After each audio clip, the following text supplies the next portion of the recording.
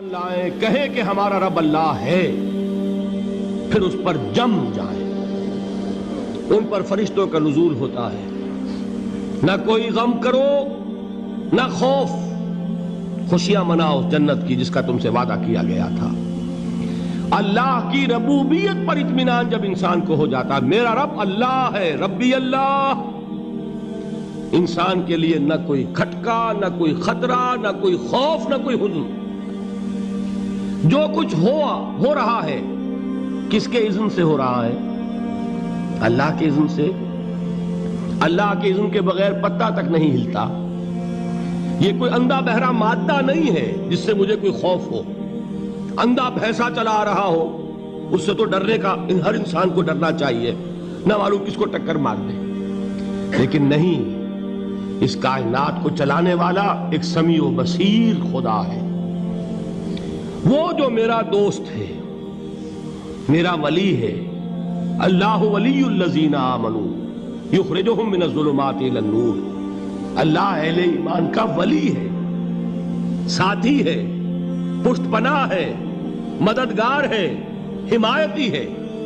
بتائیے جسے یقین ہو جائے کہ اللہ میرا مددگار، اللہ میرا محافظ، اللہ میرا پشت پناہ، اللہ میرا حمایتی، اس کے لیے کوئی خوف ہوگا؟ اس سے کوئی ڈر ہوگا؟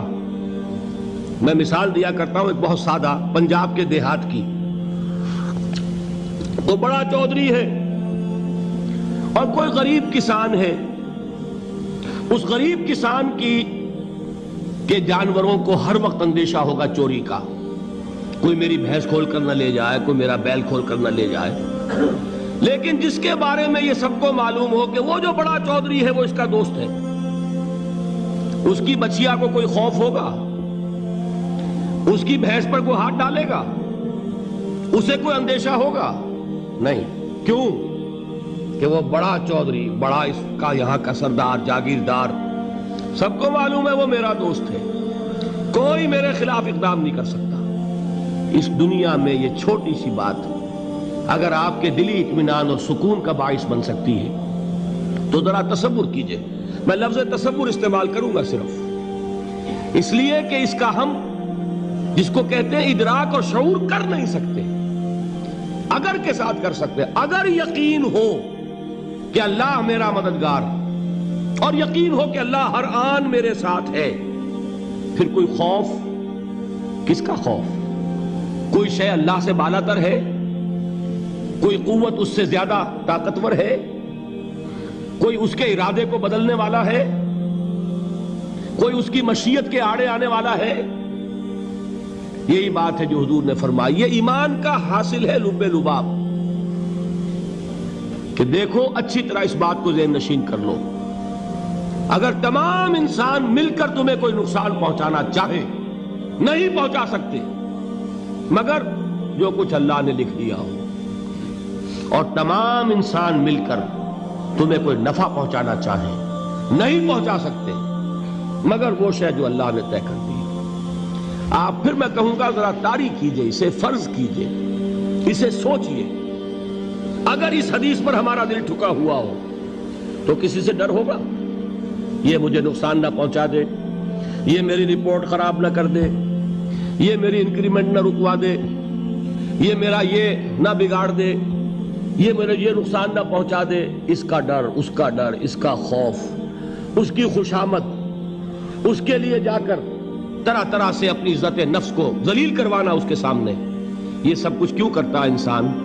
جب سمجھتا ہے کہ اس کے ہاتھ میں میرا کوئی نفع ہے، اس کے ہاتھ میں میرے لیے کوئی ضرر ہے، یہ مجھے کوئی غضب پہنچا سکتا ہے، یہ مجھے کوئی نقصان پہنچا سکتا ہے، یہ میرا کوئی کام بنا سکتا ہے، یہ میری کوئی ضرورت پوری کر سکتا ہے، اسی کا نام شرک ہے۔ جہاں آپ نے یہ سمجھا کہ غیر اللہ کے اندر کوئی طاقت موجود ہے، وہی شرک ہے۔ بتوں سے تجھ کو امیدیں، خدا سے نومیدی، مجھے بتا تو صحیح اور کافری کیا ہے؟ شرک تو یہ ہے جس پر بھی تمہیں یہ خیال ہے، کلمہ ہے یہ کلمہ سوم، لا حول ولا قوت الا باللہ، ذرا اس پر دل کو کبھی اگر آپ تصور کریں، پھر فرض کریں، دل ٹھک جائے اس پر، کوئی طاقت نہیں۔ یہی بات تھی جو شیخ عبد القادر جیلانی رحمۃ اللہ علیہ نے اپنی وصیت میں اپنے بچے سے کہی. 11ویں دینے والے ہیں، لیکن حضرت شیخ عبد القادر جیلانی کی وصیت اور تعلیمات کو کتنے لوگ ہیں کہ جانتے ہو؟ یہ جن مقامات تک پہنچے ہیں وہ کس چیز کی بدولت پہنچے ہیں؟ انہوں نے جو پیغام دیا وہ کیا تھا؟ اے میرے بچے، جس طریقے سے قرآن مجید میں حضرت لقمان کی نصیحتیں جو ہے نقل کر دی گئی ہیں، میں یہ عرض کروں گا بالفرض اگر قرآن حضرت عبد القادر جیلانی کے بعد نازل ہوا ہوتا تو شیخ عبد القادر کی یہ نصیحتیں بھی قرآن میں درج ہوتی. اتنی اونچی نصیحتیں ہیں.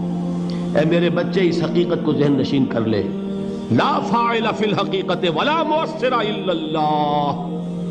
اس کائنات میں نہ کوئی فاعل حقیقی ہے نہ مؤثر حقیقی ہے سوائے اللہ کے. کسی شے میں کوئی تاثیر نہیں اگر اللہ نہ چاہے.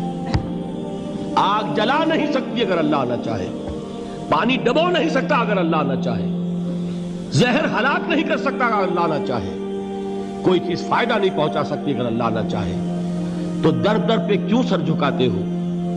در در پر کیوں جبیں سائی کرتے ہو؟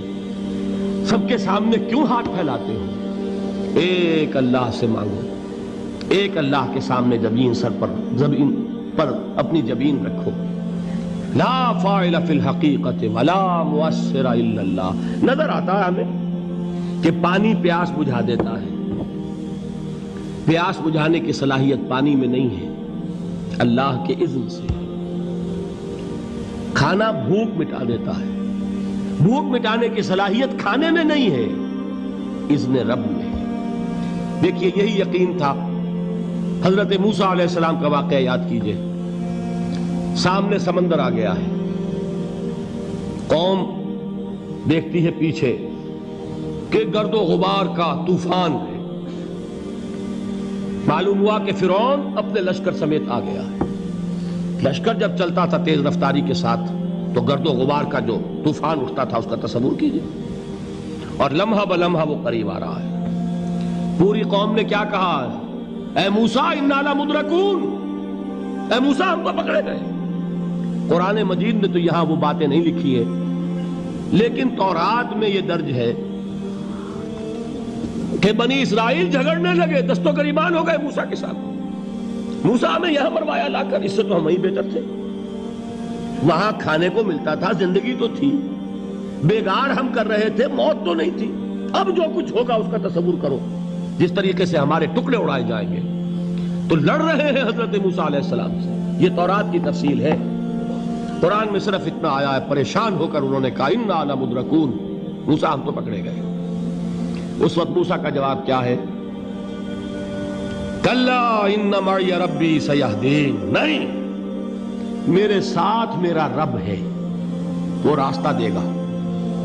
بتائیے کہاں راستہ نظر آ رہا ہے؟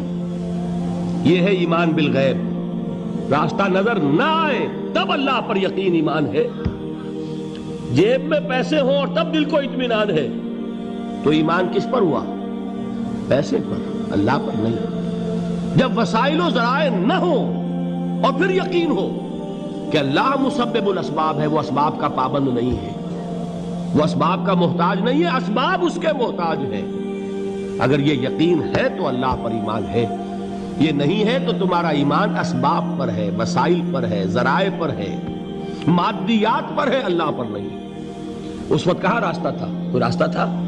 سمندر ہے اور ادھر سے لشکر آ گیا ہے.